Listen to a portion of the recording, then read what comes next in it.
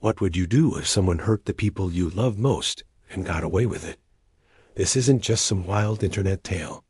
It's the real story of how my uncle, a no-nonsense private investigator, flew across the country to track down the creep who harassed my mom and nearly killed my dad. With no help from the law and no solid evidence, he took matters into his own hands. The result? Justice served in the most unexpected way. Buckle up, this revenge story is calculated, chilling, and 100% satisfying. My parents were still just kids when they had me, not literally, but emotionally, yeah, pretty close. They had just stepped out of their teenage years and into adulthood when life decided to hit them with the double whammy of college and parenthood. My mom and dad met during their first year at university. It wasn't some love at first sight fairy tale, more like two classmates turned study partners turned, oops, we're having a baby. Now, don't get me wrong, they were never neglectful or irresponsible. Far from it. They just had to grow up fast. While their friends were out partying and skipping lectures, my parents were juggling midterms, baby bottles, and sleepless nights. And honestly, they did a damn good job. We weren't rich by any means, but I never felt like I lacked anything. I was surrounded by love, not luxury, and that made all the difference. Our family was tight-knit. Everyone lived within a few blocks of each other in a cozy little neighborhood that felt more like an extended home than a collection of houses. My grandparents, both sets, were basically my second parents. When my mom and dad had early classes or exams, I'd stay with Grandma and Grandpa. They were the kind of people who despoil me with pancakes for dinner and bedtime stories that went on way too long. Their home smelled like old books and fresh bread, and it felt safe, really safe. In that bubble, I was shielded from a lot. My parents were still figuring things out, and sure, there were times when they argued or got overwhelmed, but they always kept that stress away from me. To the outside world, we were that young couple who beat the odds. People would smile at them, sometimes whisper behind their backs. So young, but so responsible. And mostly, they were. But they were also still young, still craving nights out, laughter with friends, music, dancing, normal things people in their early 20s do. So yeah, once in a while, they'd head out to the local bar with some friends to blow off steam. They weren't neglecting me. I was always with someone who loved me. They just needed those moments to feel like themselves again, not just mom and dad.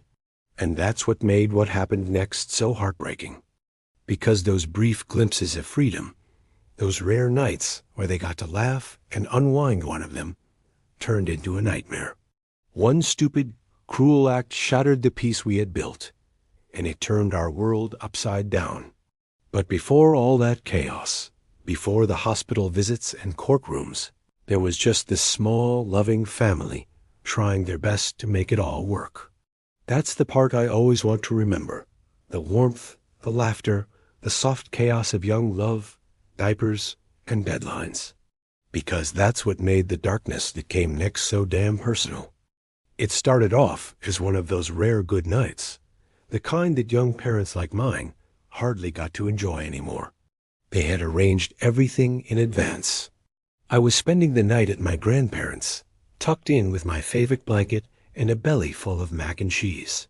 My parents, after weeks of nonstop classes, homework, and parenting, finally had a night to themselves. They met up with a couple of their old college friends at a bar not far from campus. It was one of those loud, crowded places where the drinks are cheap, the music never stops, and people pack in so tight you can barely hear yourself think. For the first hour or so, everything was golden. My mom told me later that she hadn't laughed that hard in ages. They were dancing, reminiscing about the good old high school days, and sipping on watered-down cocktails. It felt good to let loose, to not be mom and dad for just a few hours and just be them again. But then came him. No one remembers exactly when he showed up. He wasn't part of their group, wasn't invited, didn't belong there. But he found his way to their table anyway, drunk, sloppy, and way too handsy. At first, it was just leering glances. Then came the comments, dripping in sleaze. My mom tried to brush him off politely, assuming he'd take the hint and move on. But this guy didn't understand? No. Or maybe he just didn't care. He grabbed her, just reached over, old as hell, and touched her in a way no stranger ever should. My mom froze. My dad didn't. He was on his feet in a flash, pushing the guy back, yelling at him to stay away. A few friends helped separate them, and eventually the creep slunk off into the crowd. It looked like things were calming down. The music played on, people danced, and my parents tried to salvage the rest of the night. But trouble wasn't done with them yet. About 30 minutes later, as my dad was walking back from the bar with a drink in hand, it happened. A flash, a blur. Someone no one saw who smashed a glass pitcher straight into his face. The sound was sharp and sickening. My dad crumpled to the ground, blood pouring from his nose and mouth. People screamed. The bar lights flickered. In the chaos, no one saw where the attacker went. The music kept thumping, like nothing had happened. My mom rushed to him, panic in her voice as she screamed for someone to call an ambulance.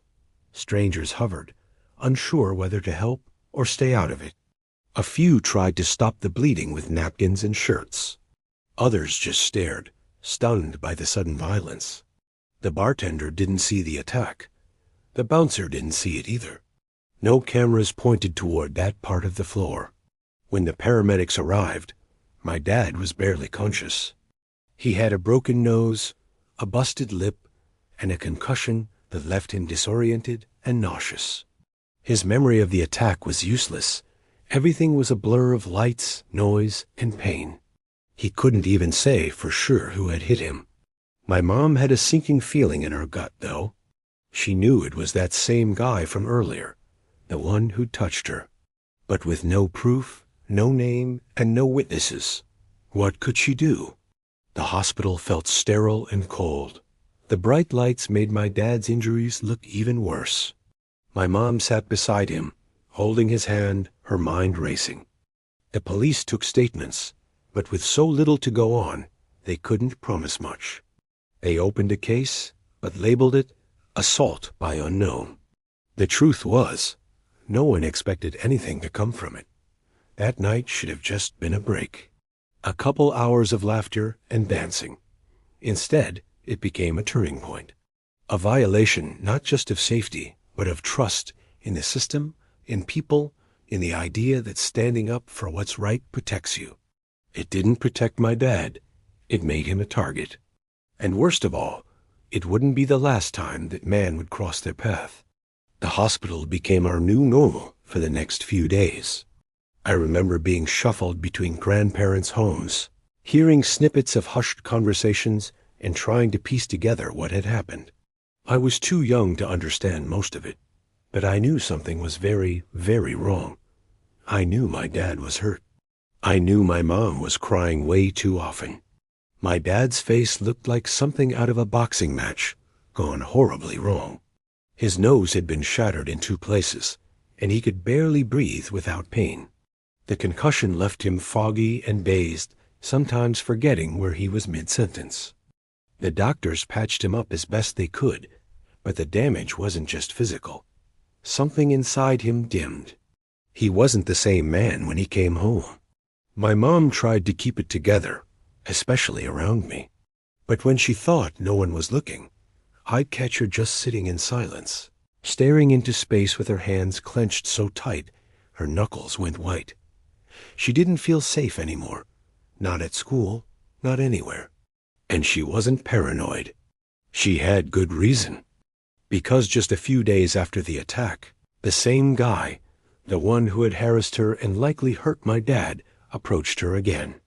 Right on campus, like nothing had happened. She spotted him walking toward her near the library. At first, she froze, unsure if it was really him. But then he spoke, low and smug, just loud enough for her to hear. "Tell your boyfriend he should learn to keep his mouth shut," he said. What I did wasn't that bad. And if I want to do it again, I will. Maybe more next time. Just like that, he was gone. No name, no direct threats, just veiled comments soaked in malice. It was like he knew exactly how far to go without crossing the legal line. My mom went straight home and told my grandparents and my dad. They were furious, of course. But what could they do? She didn't even know his name. There were no witnesses, no proof, just her word against his. And with the police already shrugging at the bar incident, it was clear no one was going to swoop in and make things right. The tension in our home got thick. Everyone was on edge. My mom stopped going to class unless someone could walk with her. My dad, still recovering, blamed himself for not being able to protect her. My grandparents kept trying to reassure everyone, but it was like we were living in a bubble of quiet dread. Even as a kid, I could feel it. There's something deeply terrifying about knowing who hurt you, but being powerless to stop them. To walk around every day pretending everything's fine, while carrying this weight inside you, this anger, this fear, this helplessness. The police told us their hands were tied. No concrete evidence, they said. No witness willing to testify. They treated it like a case closed, a bad incident we were expected to move on from, but none of us could. Not my dad, not my mom, and definitely not my uncle. Because this wasn't just some random act of violence. It was personal. And while the system shrugged, someone else was already making plans to do what the police couldn't. Every family has that one person who feels like a force of nature. In ours, that person was my uncle, my mom's older brother. He lived on the opposite coast, miles away from our small town bubble, and worked as a private investigator. Not the trench coat and fedora cliché you see in movies, but the real deal kind, the guy who could dig up dirt on anyone, blend in anywhere, and never back down from a fight, especially if it involved his little sister. He didn't hear about what happened right away. With everything going on, no one thought to call him in the first few days. But when he finally picked up the phone, and my mom told him the full story, her voice trembling as she recounted the harassment, the threats, and the attack on my dad, something in him snapped. According to family legend, he didn't even wait for her to finish. He just said, "I'm coming," and hung up. He was there within 48 hours. No big entrance, no dramatic reunion, just a knock on the door and a silent hug that lasted longer than most conversations. My uncle wasn't the emotional type, but you could see it in his eyes. He was already building a plan. He spent the first night just listening. No interruptions, no questions. Just letting my mom and dad tell it all, down to the smallest details. By morning, he was in full investigator mode. He had brought a suitcase not just with clothes, but with gear, cameras, notebooks, a burner phone, disguises. Stuff that made you realize this wasn't just family support. This was war. The law can't touch him, but I can, he told my dad, calmly, and everyone believed him. The first step was identification. My mom didn't know the guy's name, just his face. So my uncle had her accompany him to campus a few times, casually pointing out students from afar. It took a few days, but eventually she saw him. The guy was laughing with some friends outside a dorm building like nothing had happened. That was all my uncle needed. From that moment on, he started tracking the bastard's every move, where he went, who he hung out with, what bars he frequented. My uncle shadowed him without getting too close, building a routine. But he didn't just follow, he infiltrated. One night, dressed in his most convincing, just another dude outfit, my uncle struck up a conversation with a guy at a bar across town. Played dumb, acted like a fellow partier, bought him drinks, told fake stories about dealing shady stuff to get him comfortable. And the guy? He took the bait like a fish on a hook. Over the next few weeks, they became drinking buddies. The creep thought he had found a kindred spirit, another lawless guy who wouldn't judge him. He started talking more freely, bragging about his stunts, laughing off the bar assault like it was some joke. My uncle, all the while, was documenting everything. Times, places, faces. Slowly building a web of evidence that reached beyond just what he did to my family. But even as he gathered the intel, my uncle knew one thing for sure. This wasn't just about sending the guy to jail. That would have been too easy. No, my uncle wanted him to answer for exactly what he'd done. To admit it, to own it, and to do so in a way that would stick forever. This was no longer just about protection. It was about justice. And my uncle was going to deliver it, one step at a time. From the moment my uncle saw the guy's face, his mission was clear. Find out everything. Not just what he did to my family, but who he really was. Because my uncle knew one thing. Predators don't just hurt people once. They leave trails. And he was about to follow this one's every step. He started simple. A pair of sunglasses, a baseball cap, and the confidence to look like he belonged. On campus, he blended in with ease. He'd sit outside with a coffee, pretending to be on a call or flipping through a notebook. All the while, his eyes never left his target. The guy, let's call him Brent, had a routine. He attended lectures, hung out at certain cafes, partied hard on weekends, and he was cocky. Too cocky. He thought what he did at the bar was buried under loud music and shadows. He didn't know someone was quietly watching every move, noting every face, time, and location. My uncle tracked him for days then weeks. He found out where Brent lived, who his roommates were, what he studied, even which professors gave him a hard time. He learned that Brent had a fake ID business on the side, sold pills at parties, and was notorious for getting blackout drunk and starting fights. But knowing wasn't enough. My uncle needed evidence. So he shifted strategies. One Friday night, wearing a slightly different look slicked back hair, a leather jacket, a tougher edge, he bumped into Brent at a downtown bar. Played it cool, bought a round.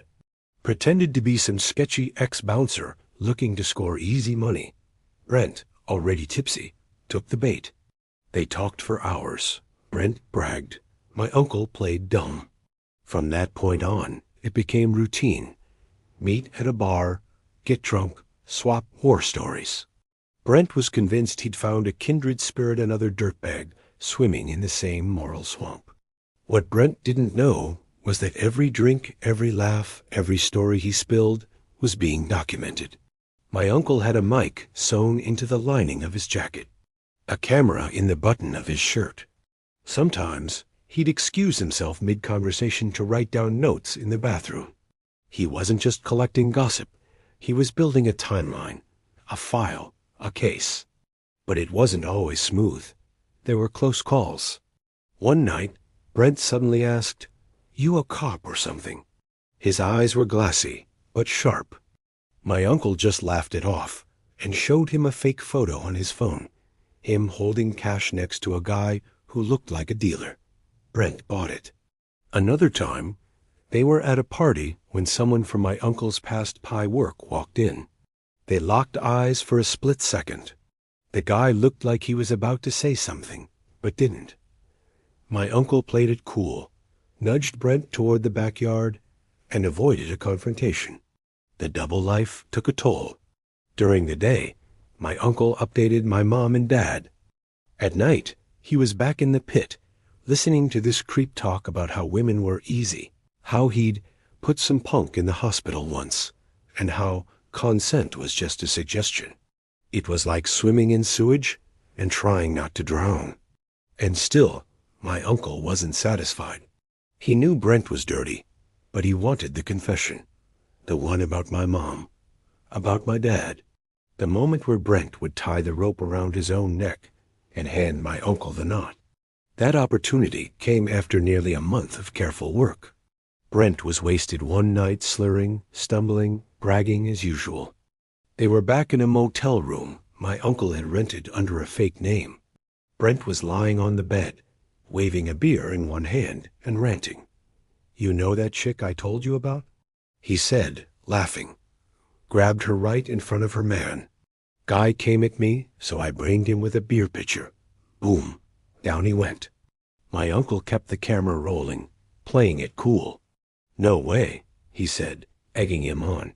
"Oh yeah, Damas didn't even see it coming. Thought he could tell me what to do." Brent chuckled like it was a sitcom. That was it. The confession. On camera. Face clear. Voice clear. Timeline matching the hospital report. All wrapped in a bow of drunken ego. For the first time, my uncle let himself breathe. The trap was sprung. He didn't stop there. He gathered everything audio, video, written logs, even photos of Brent dealing at parties.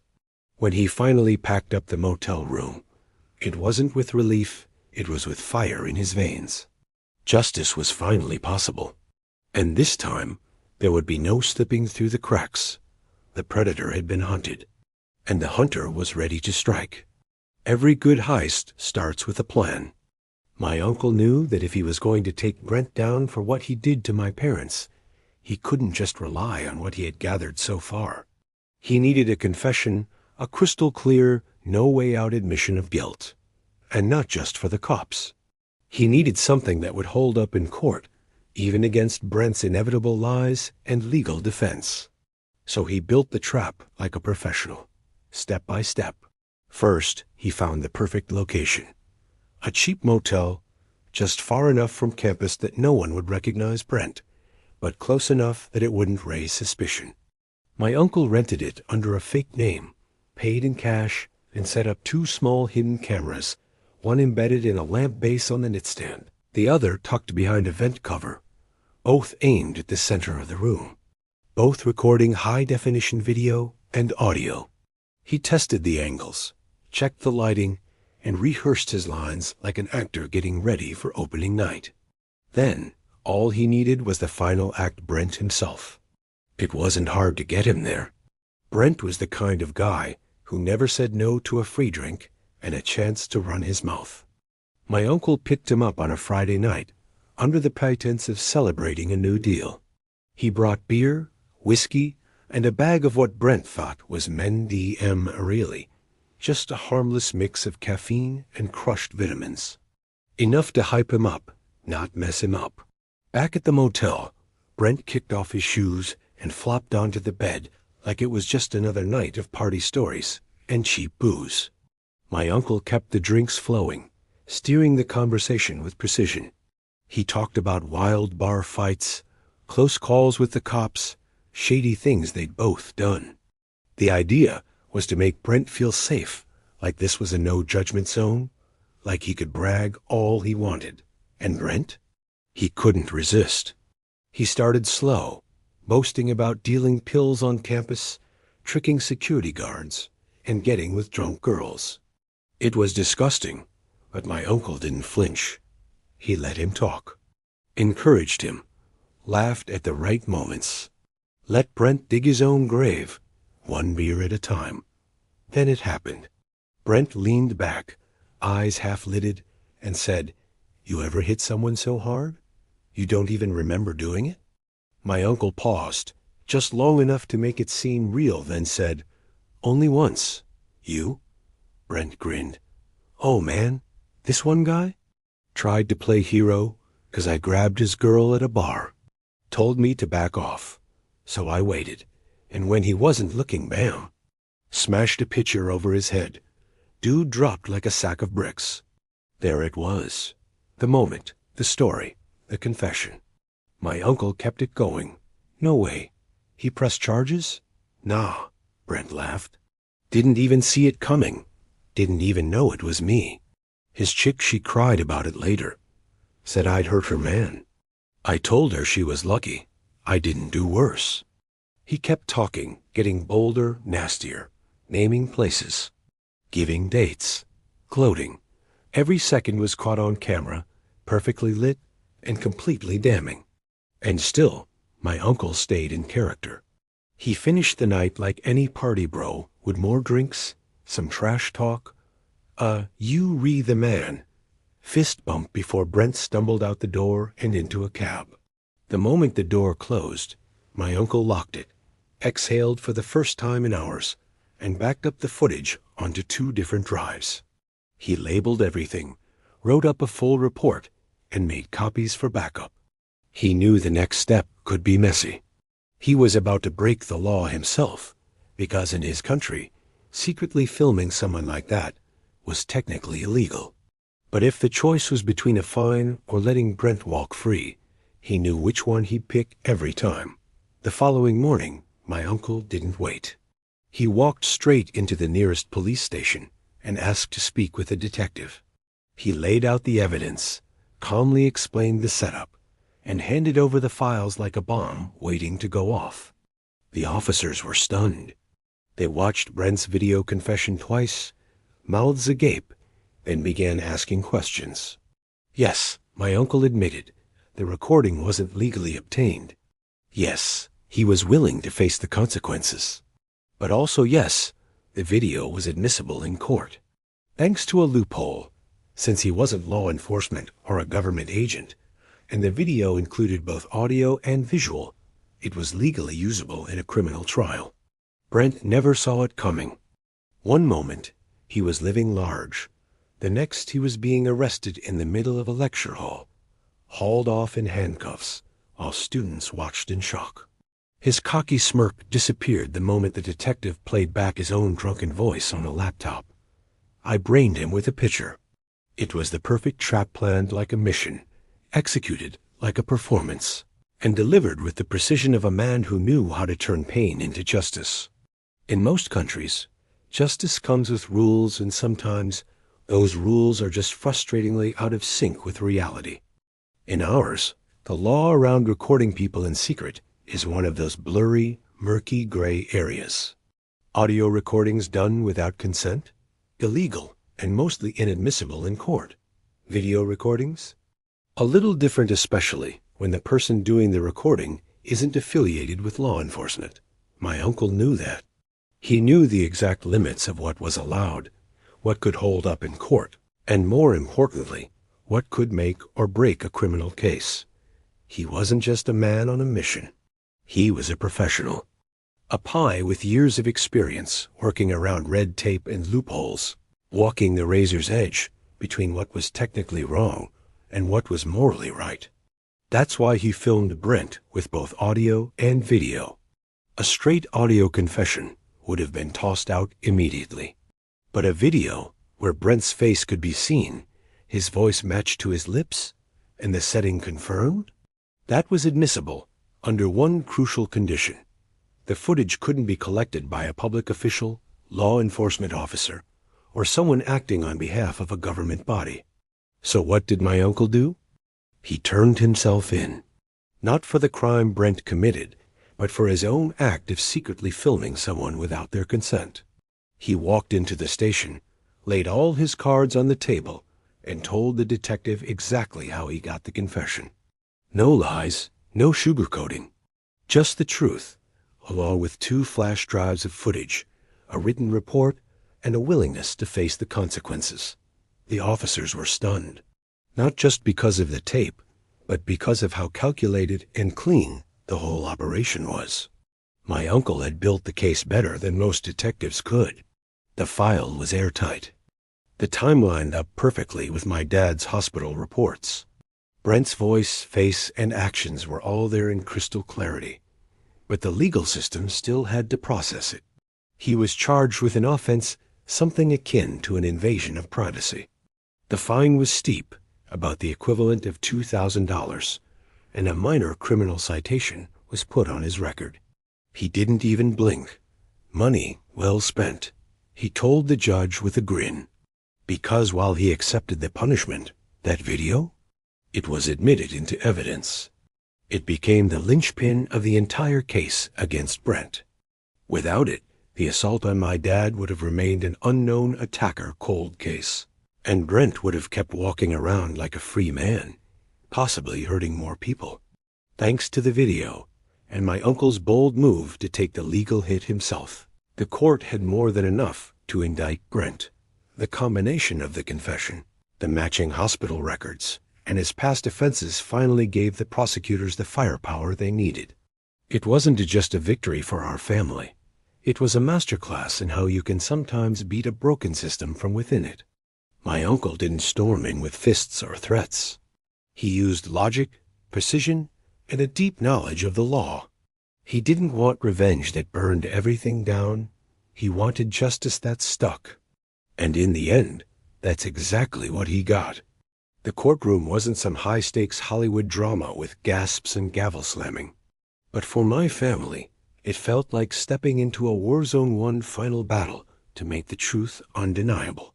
The day Brent's trial began, my mom sat beside my dad, her hands trembling slightly as they clutched his. My uncle sat behind them, calm as ever, a quiet storm in a suit. He wasn't there for applause. He was there to finish what he started. Brent looked different in court, clean-shaven, wearing a too-big suit, trying to look like some innocent college kid caught in the wrong place at the wrong time. But no amount of image polishing could erase the video. That damning, perfect video. The prosecution didn't waste time. They opened with the footage. The jury watched in stunned silence as Brent, drunk and arrogant, laughed about assaulting some chick's boyfriend after groping her. He even made sound effects to mimic the moment he hit my dad with the beer pitcher. Every detail matched the incident report, the injuries, the witness timeline. Brent's lawyer objected, of course tried to claim the footage was illegally obtained. But the judge overruled it. The person who recorded this, the judge said, has already faced legal consequences. The footage itself meets admissibility standards. The defense crumbled a little after that. Next came the testimonies. My mom bravely took the stand. She spoke softly, but every word was powerful. She told the court how Brent had touched her, how she had tried to move away, how he stalked her afterward and threatened her. She cried, yes, but she didn't break. Neither did my dad, who testified about the night at the bar and waking up in the hospital, confused and covered in blood. Then came the piece de resistance, my uncle. When asked to explain how he obtained the video, he didn't flinch. He told the jury exactly what he did, how he played the long game, got close, and recorded Brent confessing. He admitted he broke a law in doing so, and had already been fined. But he ended his testimony with a line that stuck with everyone in that room. I'd rather pay a fine than let this man walk free. And if I had to do it all over again, I'd do it twice. That video? Money well spent. The jury didn't take long. Brent was found guilty of assault, causing bodily harm, and making criminal threats. In the sentencing phase, the judge didn't hold back. He pointed out Brent's lack of remorse, his long history of problematic behavior, and his blatant disregard for consent. The final sentence, 6 years in prison. But it didn't stop there. My uncle also helped my parents file a civil lawsuit against Brent. They sued him for medical expenses, emotional distress, and pain and suffering. With the criminal conviction and the video evidence, it was an easy win. The court awarded my parents a significant sum, not millions, but enough to cover all hospital bills and give them some financial peace of mind. Brent would be paying them from behind bars for a long time. That verdict changed everything. For the first time in months, my mom could breathe again. My dad started smiling more, healing not just physically but mentally. They began to reclaim their life, not as victims, but as survivors. And my uncle? He packed his suitcase, gave my mom one last hug, and told her, call me next time you need backup. Or just lunch. We never saw him as a rule breaker. We saw him as a hero who outsmarted a system that had failed us. He didn't use fists or fury. He used patience, skill, and the law itself to bring a predator down. And in doing so, he reminded us that sometimes justice isn't loud. Sometimes it wears a suit, carries a camera, and walks out with its head held high. Time doesn't heal all wounds, but it gives you space to breathe, to process, to rebuild. After the trials ended and Brent was locked away, a new kind of silence settled over our home. Not the tense, fearful quiet we'd lived with for months. This one felt calm, like the storm had passed and we were finally allowed to exhale. My dad slowly came back to himself. The nightmares stopped. He started laughing more, cracking the same dumb jokes I remembered from before everything went sideways. My mom, God, she changed the most. She was still cautious, sure, but she wasn't scared anymore. She walked with her shoulders squared, her head up, like she knew no one would ever make her feel small again.